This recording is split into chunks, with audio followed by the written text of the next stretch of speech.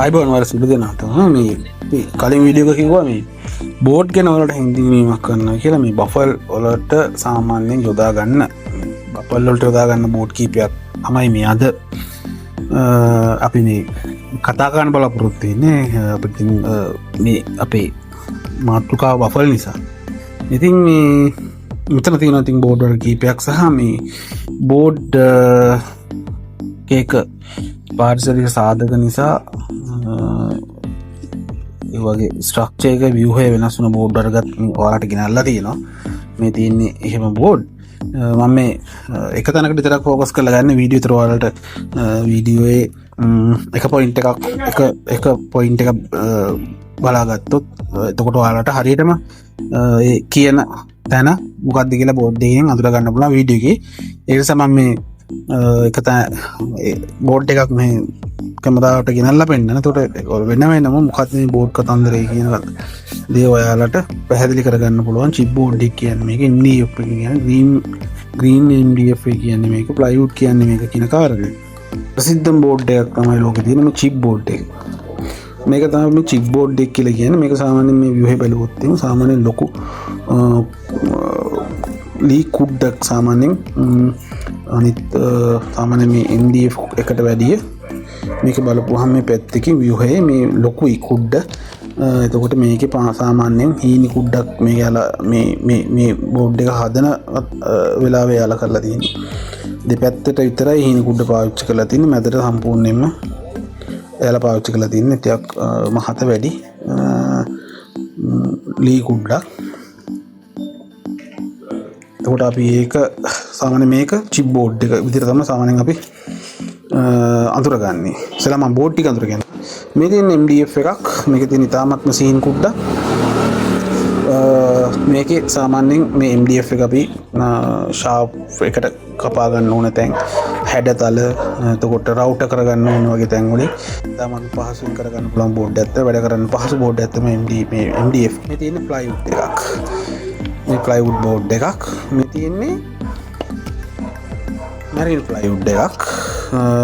මේක සාමාන්‍යයෙන් ඔය කට්ටිය කියන්නේ මේ ට්‍රීට්මන්ට් වෙච්ච බෝඩ් එකක්. මේක වතුරට රොත් දෙනවා. මේක සාමාන්‍යයෙන් සත්ව හානිය අඩුයි. ඒකත් මම මේ බෝඩ් කැලෙම වලට මම වීඩියෝ එකේ මගදී විස්තර කරන්නම්. මේ තියෙන්නේ මෙලමයින් බෝඩ් එකක්. මේක සාමාන්‍යයෙන් MDF බෝඩ් එකක් එහෙම නැත්නම් චිප් බෝඩ් එකක් අරගෙන තමයි මේ මෙලමයින් බෝඩ් එක සාමාන්‍යයෙන් නිෂ්පාදනය. මේ තියෙන්නේ MDF එකක් තමයි green MDF එක කියලා කියනවා. සාමාන්‍යයෙන් මේ ඔය දැනට ඔය ගොඩක් ඔය සෝෆා වගේ දේවල් හදන්නත් මේ green MDF එක ගන්නවා. රෝපියෝ HD කියන බෝඩ් එක.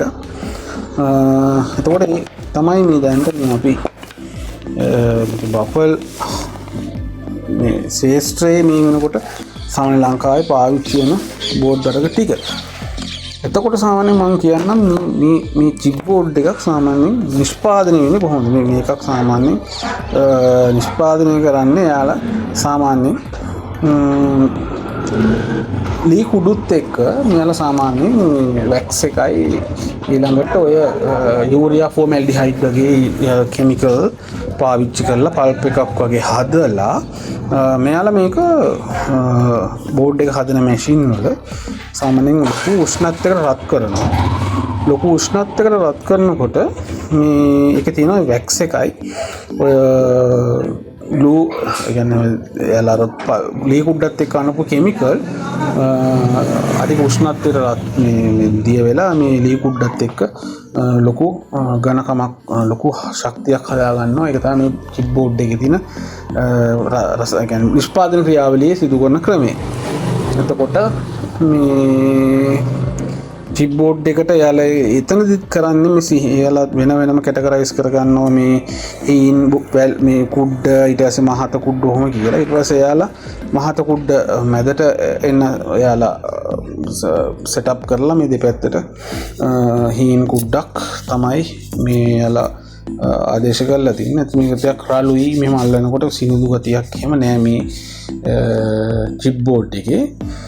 ඊළඟට MDF එක MDF එක සාමාන්‍යයෙන් අර ක්‍රියාවලියෙන්මයි සිද්ධ වෙන්නේ. එතකොට ඒ ක්‍රියාවලියේදී ඩස්ට් එකකට කියන්නේ ගොඩාක්ම සිහින් කුඩ්ඩක් ලී කුඩ්ඩක් තමයි මෙයාලා පාවිච්චි කරන්නේ මේ MDF බෝඩ් එක හදන්න. එතකොට MDF බෝඩ් එකේ අර ක්‍රියාවලියමයි සාමාන්‍යයෙන් නැලියම් නැත්නම් ගම් දාලා ඉවර වෙලා අධික උෂ්ණත්වයක් සහ අධික තෙරපුමක් යටතේ බෝඩ් එක හදලා තියෙන්නේ MDF බෝඩ් එක. එතකොට මේ ඊළඟට මේ green MDF එකක් තමයි මේක මේ මෙලමයින් කියලා කියන එක විවිධ ආකාරයෙන් මේ බෝඩ් එකේ නම භාවිතා වෙනවා. මේකේ තියෙන විශේෂත්වය තමයි මේ පොඩ්ඩක් MDF එකට වැඩිය මේ පැක් කරලා තියෙන ලී කුඩ වැඩි. තාමත්ම අධික ලී කුඩු මේ ප්‍රමාණයක් ගමුත් එක්ක මික්ස් කරලා මෙයාලා මේකට වඩා MDF වලට බර්නුත් වැඩි. සහ මේකේ මේ සමහර වෝටර් ප්‍රූෆ් එකක් කියලා හදන්න උත්සාහ කරලා හැබැයි 100%ක වෝටර් ප්‍රූෆ් එකක් නෙමෙයි. තාක් දුරකට මොකද එයාලා ඔය සමහර ගෘහ භාණ්ඩ වර්ග මේ නිෂ්පාදනයට මේක යොදා ගන්න ටාගට් කරපු බෝඩ් එකක් නිසා මේක එයාලා 100%ක් ජල ප්‍රතිරෝධී නැතුව සාමාන්‍ය මට්ටමින් පවත්වාගෙන යන්න පුළුවන් විදිහට මේ බෝඩ් නිෂ්පාදනය කරද්දී මේ මෙවුවා වතුර හැමුවේ වෙලා තියෙන දේවල් මම ඔයාලට එකින් එක අරන් පෙන්නන්න. ඊළඟට තියෙන මේ ප්ලයිවුඩ් එකක්. ඊළඟට මේ තියෙන්නේ මෙලමයින් එක. net මෙලමයින් එකම තමයි MDF චිප් බෝඩ් එකක්ම තමයි මෙලමයින් එකේ විදිහට පාවිච්චි වෙන්නේ දෙපැත්තේ මේ ජල ප්‍රතිරෝධී නැත්නම් ප්ලාස්ටික් ස්ටිකර් එකක් නැත්නම් මේ පොඩි ෂීට් එකක් වගේ යාලා මැෂින් වලින් අලවලා තියෙන. එතකොට මේකේ මේ ෂීට් එක හරහා මේ ඇතුළට වතුර යන්න විදිහක් නැහැ. හැබැයි මේ බෝඩ් එක MDF ප්ලයිවුඩ් වලට වඩා මේ ජලයත් එක්ක ක්‍රියා කරන වේගය ඉතාමත්ම ඉහළයි. ඉතාමත්ම ශනිකව මේ ජලය මිශ්‍ර වුණාම මේ බෝඩ් එකට වැදුනහම මේ බෝඩ් එක ඉතාම ඉක්මනට විනාශ වෙලා යන්න පුළුවන්. ඔය ටික තමයි මේ බෝඩ් ටික අපි මේ වපල් හදන්න පාවිතා කරන්නේ. නිසා අපි මේක ඉන්නේ කරන් බලමු මේකේ ජලය හැමුවේ මේ ජලය නැත්නම් වෙනත් පාරිශුද්ධ සාධකත් එක්ක මේ බෝඩ් කොහොමද මේ ක්‍රියා කරන්නේ කියලා. ඒ මුලින්ම අපි කරන් බලමු මේ සාමාන්‍යයෙන් ගත්තොත් එහෙනම් ඒක තියෙන මෙලමයින් බෝඩ් එක. මේ තියෙන මෙලමයින් බෝඩ් එක. ඒතර දැන් මේකෙත් සාමාන්‍යයෙන් MDF මැද තියෙනවා. දෙපැත්තේ ෆිල්ම් ෆේස් මේ ප්ලාස්ටික් මේකක් තියෙනවා අලවල. හැබැයි මේ තියෙන්නේ ජලයට නිරාවරණය වුණ මෙලමයින් බෝඩ් කෑල්ල. ඇත්තටම මේ සාමාන්‍යයෙන් ගත්තොත් එහෙම අධික ලෙස දැන් මේ දෙකම එකම ප්‍රමාණය දැන් එකම උස කියලා එකම මහත. හැබැයි බලන්න දැන් මේ ජලයත් එක්ක මේ බෝඩ් එක ඉදිමිලා තියෙන විදිය. අධික ලෙස ඉදිමිලා මේ ජලය මේක තියෙන කෙමිකල් එක්ක මේක තියෙන අර ප්‍රෙස් කරලා තියෙන ඒ ප්‍රෙෂර් ප්‍රෙස් කරලා තියෙන විදිහත් එක්ක ටිකක් වෙලා යනකොට මේක ප්‍රතික්‍රියා කරන්න ගත්තම ගොඩාක් ජලය අවශෝෂණය කරගන්නවා මේ බෝඩ් එකකට. සාමාන්‍යයෙන් තාමත්ම ක්ෂණික විනාශ වෙන බෝඩ් එකක් තමයි මෙලමයින් බෝඩ් එක. ඔයාලට බලා ගන්න පුළුවන් දැන් මේ එකම බෝඩ් කෑල්ල කොච්චරක්නම් මහත් වෙලාද මේ බෝඩ් එක වතුරත් එක්ක. මෙලමයින් වලින් හදපු වපල් සාමාන්‍යයෙන් වතුරට ඉතා ඉක්මනින් සවුත් වෙලා යන්න පුළුවන්. ඒ මෙලමයින් එක ඊළඟට තමයි අපි ගත්තොත් සාමාන්‍යයෙන් මැරීන් ප්ලයිවුඩ් එක. මැරීන් ප්ලයිවුඩ් එක මේ තියෙන්නේ ජලයත් එක්ක ප්‍රතික්‍රියා වෙන්න දීප එකක්. සාමාන්‍යයෙන් දවස් 5ක් විතර මේ වතුරත් එක්ක මේ දාලා තිබිලා තියෙන්නේ. එතකොට මේ ප්ලයිවුඩ් එක මේ කිසිම ප්‍රතික්‍රියාවක් මහත් වෙලා සාමාන්‍යයෙන් මේ ගලවන්න කඩන්න පුළුවන් විදිහට කිසිම වෙලාවක මේ එහෙම දෙයක් මේ බෝඩ් එකේ වෙලා නැහැ. මේ මම වලට පෙන්වන්න උත්සාහ කරලා තියෙන මේ දැන් මේ ට්‍රීට්මන්ට් කියන කතන්දරේ මේ වලට පෙන්නති මේ ලේයර්ස් අලවලා තියෙනවා.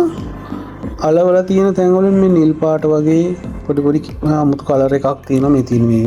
ඒතර යාලා මේ හැම ලේයර් එකක්ම අලවනකොට ට්‍රීට් කරලා කියන කාරණය ඔන්න ඔතන තමයි තියෙන්නේ මේ වගේ එකක් තමයි මේ ලී සම්පූර්ණයෙන්ම ගිල්ලලා දාලා තිබෙනවා යාලා මේ කෙමිකල් වල සහ අලවන්න ගන්න ග්ලූ එකත් එක්ක ප්‍රෙස් කරන්නේ ගන්න ක්‍රියාවලියදී ගන්න මේකත් එක්ක මේ කෙමිකල් එකක් ගාගෙන තමයි යාලා සම්පූර්ණයෙන් මේක බෝඩ් එකක් විදිහට ප්‍රෙස් කරලා තියෙන්නේ. ඒකට මේකට සාමාන්‍යයෙන් සත්තුන්ගේ හානිය ගොඩක් අඩුයි. හේතුව එක තමයි මේ ඔක්කොම ප්‍රතිරෝධක වසත් එක්ක කියන්නේ කුමි ප්‍රතිරෝධකත් එක්ක මුසු කරලා තියෙනවා. ඊළඟට මේ එයාලා මේ යොදා ගන්න පල්ප් එකට මෙයාලා කෙමිකල් දාලා තියෙනවා. ඉතින් මෙරීන් බෝඩ් එකේ තියෙන විශේෂත්වය උක වතුරත් එක්ක කුමිත් එක්ක සත්තුන්ගේ හානියත් එක්ක මෙයාලා ටිකක් වැඩි අල්ලගෙන යන්න පුළුවන් හේතුව ඕක බාහිර මේක මොකද්ද නිෂ්පාදනය කරද්දී එයාලා ඒ පියවර වල ටික අනුගමනය කරලා තියෙනවා මේ ඒ විදිහට මේ බෝඩ් එකේ ආරක්ෂාවට. ඊළඟට මේ ඉන්දියන් බෝඩ් එකක් ප්ලයිවුඩ් එකක් මේ වතුරත් එක්ක මේ වතුරට කිසිම විදිහට ප්‍රතික්‍රියාවක් දක්වලා නැහැ. හැබැයි එයාගේ අර කිව්වා වගේ කිමිකල් ලොකුවට භාවිතා කරලා නැහැ මේ බෝඩ් එක නිෂ්පාදනයේදී. ඉතින් ඒලා ඔය දෙපැත්තෙන් පොඩ්ඩක් ගාලා තියෙනවා සමහර මේ කෙමිකල් වර්ග. ඒ හැරෙන්න ලොකුවට මේ කෙමිකල් භාවිතා කරලා නැහැ බෝඩ් එක නිෂ්පාදනය. හැබැයි ඉතින් බෝඩ් එක හොඳ පිරිපුන් බෝඩ් එකක් හොඳට ප්‍රෙස් කරලා තියෙනවා. අනිත් දේවල් හොඳයි. හැබැයි කුණු සත්තුන්ගේ හානිය හමු වේ. මෙයාට පොඩ්ඩක් අමාරුයි වැඩි අල්ලගෙන ඉන්න.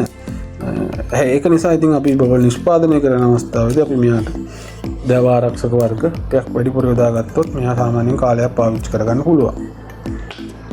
ඊළඟට මේ චිප් බෝඩ් එක ගමු. මේ චිප් බෝඩ් එක සවුත්තු වෙන ක්‍රම කීපයක් තියෙනවා.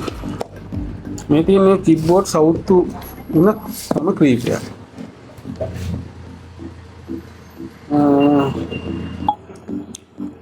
බලමු මේ ක්‍රියාකාරීත්වය.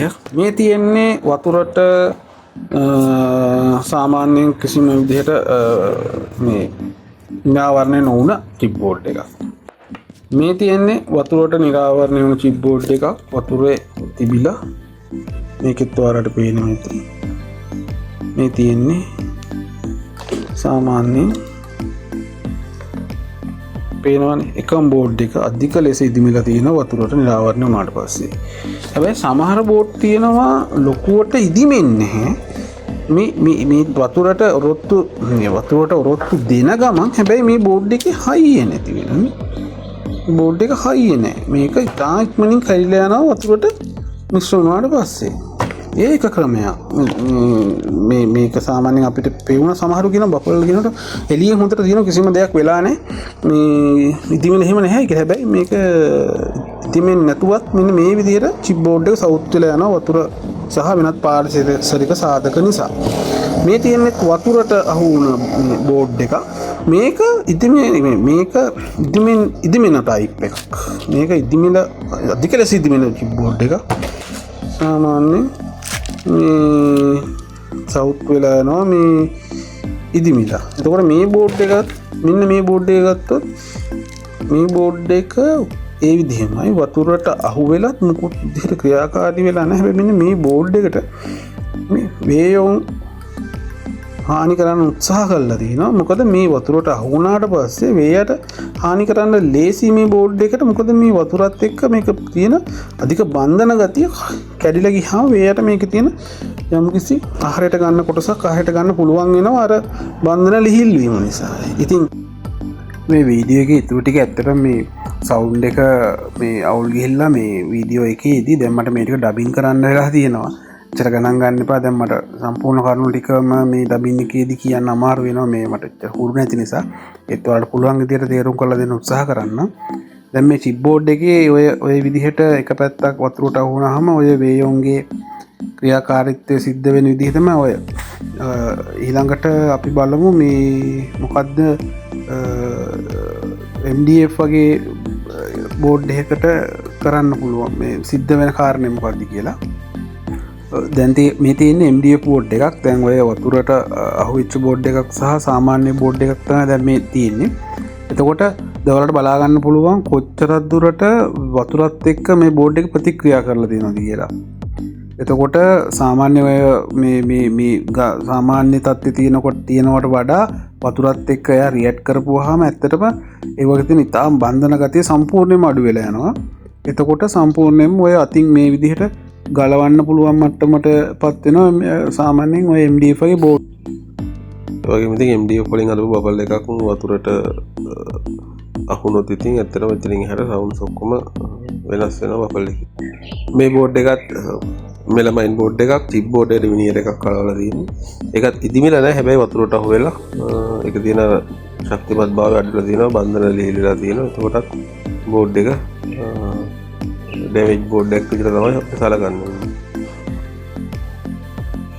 ඊළඟට මේ HMR නැත්නම් HDF කියන බෝඩ් එක මේකත් වතුරත් එක්ක ප්‍රතික්‍රියා කරනවා. හැබැයි සාමාන්‍යයෙන් හෙමින් තමයි ප්‍රතික්‍රියා කරන්නේ. දැන් මේ ඔය වතුරට සාමාන්‍ය දවස් කිහිපයක් එක දිගට වතුරේ තිබ්බ බෝඩ් එකක්. දැන් මේක ප්‍රතික්‍රියා කරලා තියෙන වාට පේනවා. දැන් මේක තියෙන හොඳ බෝඩ් කෑල්ලයි ඊළඟට මේ වතුරේ දාලා තිබුණ බෝඩ් එකයි අතර යම් කිසි වෙනසක් තියෙනවා. එතකොට ඒ වතුරට අහුවෙච්ච බෝඩ් එක අරකට වඩා යම් කිසි මට්ටමකට ඉදිමීමට ලක් වෙලා තියෙනවා. එතකොට අපිට මේ බෝඩ් එක 100%ක් වතුරට මේ නිරාවරණය වුණාම අවුල් කියලා කියන්න මේ අවුල් වෙන්නේ නැහැ කියන්න බෑ. මේ ඉදිමීමට ලක් වෙලා තියෙනවා. ඉතින් හැබැයි තාමත්ම සෙමින් තමයි මේ වතුරත් එක්ක මේ බෝඩ් එක ප්‍රතික්‍රියා කරන්නේ. පොඩ්ඩක් වතුර වැටෙන කලියට සාමාන්‍ය එකපාර ඉදිමිලා එන්නේ නැහැ මේ බෝඩ් එක. අනිත් බෝඩ් වල සාපේක්ෂව ගොඩක් හයිය බෝඩ් එකක් තමයි මේ MDF green MDF බෝඩ් එක.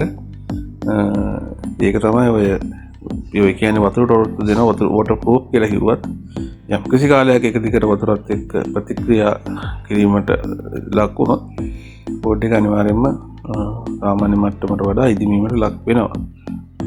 ඒත් ඒකේ හයිය ගතිය මේ සාමාන්‍යයෙන් එකපාර නැති වෙලා යන්නේ මේ බෝඩ් එක අනිත් බෝඩ් වලට ගොඩක් තාමත්ම හයිය බෝඩ් එකක් HDF කියන කැටගරි එකේ. මේකත් ප්ලයිවුඩ් බෝඩ් කෑල්ලක්. මේකත් වතුරට එක දිගට නිරාවරණය වෙලා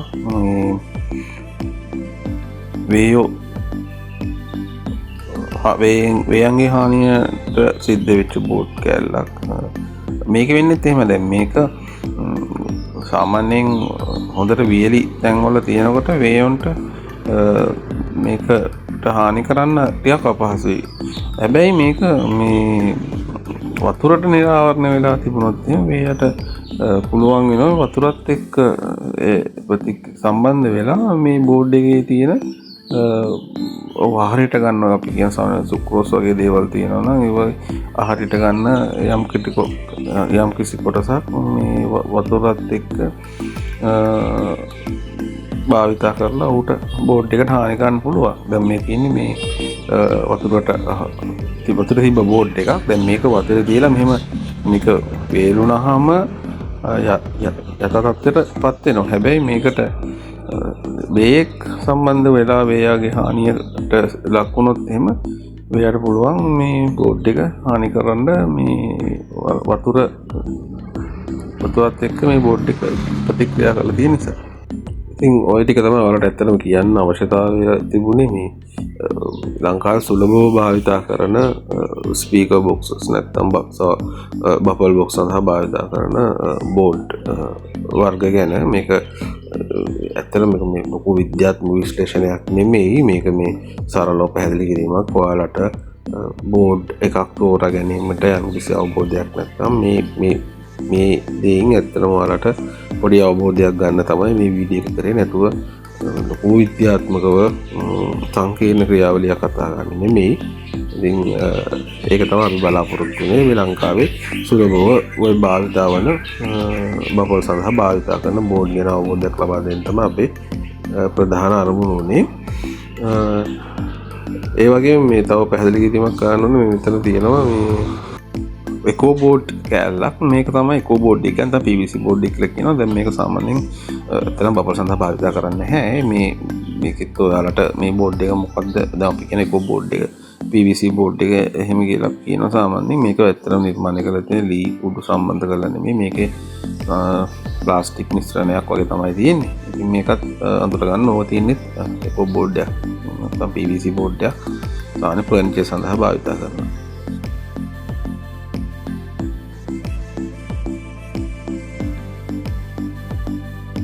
එහෙනම් බොහොම ස්තුතියි ඔයාලට වීඩියෝ එක නරඹුවාට. ඔයාලට මේකට යම්කිසි දෙයක් එකතු කරන්න තියෙනවා හරි ඔයාලා දන්න දෙයක් තියෙනවා හරි පහළ කමෙන්ට් සෙක්ෂන් එකේ කමෙන්ට් එකක් දාන්න. ඔයාලගේ දැනුමක් තවත් කෙනෙකුට බෙදා ගන්න මම හිතන එක ගොඩක් හොඳ ක්‍රමයක්. ඒ වගේම පෝස්ට් එක ඔයාලා යම්කිසි දැනුමක් ගත්තා නම් තව කෙනෙකුට බලන්න ෂෙයා කරන්න. එහෙනම් ඔයාලා සියලු දෙනාටම බොහොම ස්තුතියි. සුබ දවසක්.